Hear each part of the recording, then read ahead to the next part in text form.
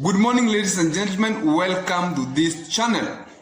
Yesterday, Martha Karua Event happened to visit Gusii County for a series of events, and eventually the final event was being conducted in Gusii Stadium, where surprisingly there was an eruption of a tear gas. Before I give you details of what happened, if you're watching for the first time, always take a second or two and touch the subscribe button so that you can promote this channel and you'll be always notified whenever there is content like this in this page. So, Martha Karua, immediately she go to the podium to speak or address the gathering in the Gusii Stadium. An eruption of a tear gas came up and she was immediately evacuated from the place.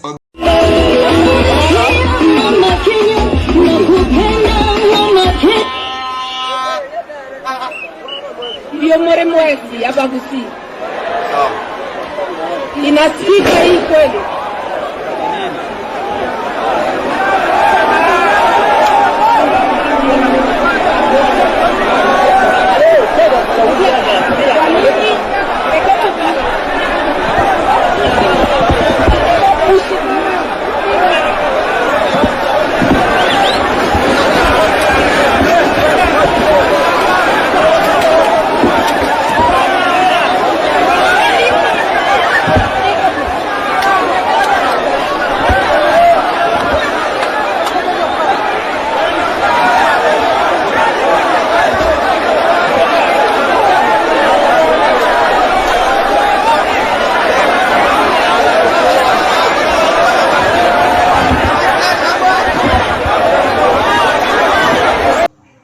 Later in the evening, the police service came and communicated that the person who was responsible for the tear gas was a police officer, and she had been taken for further investigations.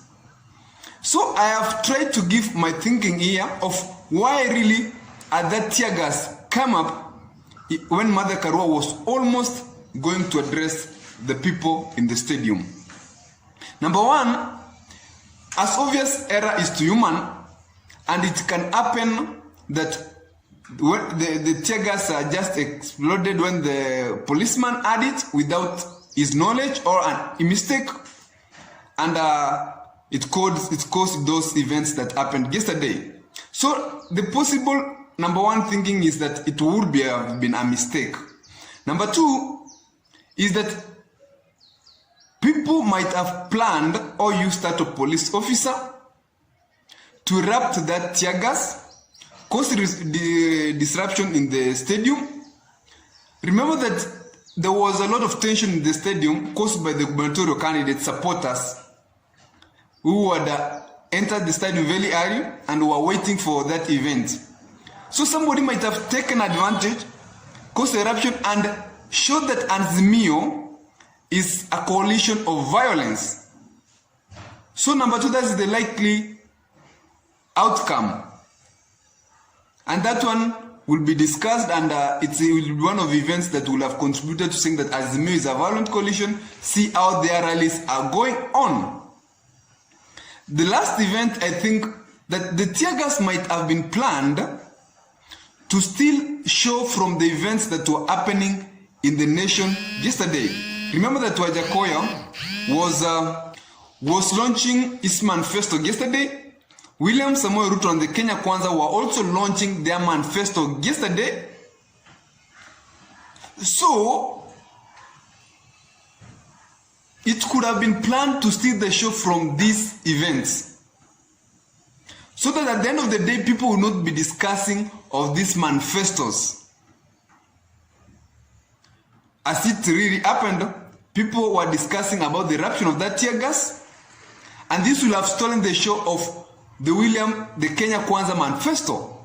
And I think if that was the plan, it worked out very well. As I have always said, politics is a dirty game.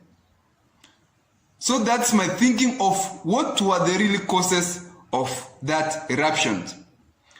Meanwhile, we'll be following and we'll be here to inform you of any information that would have been communicated either by the police service or any other public officers. Thank you for watching. Always remember to subscribe and have a nice day, ladies and gentlemen.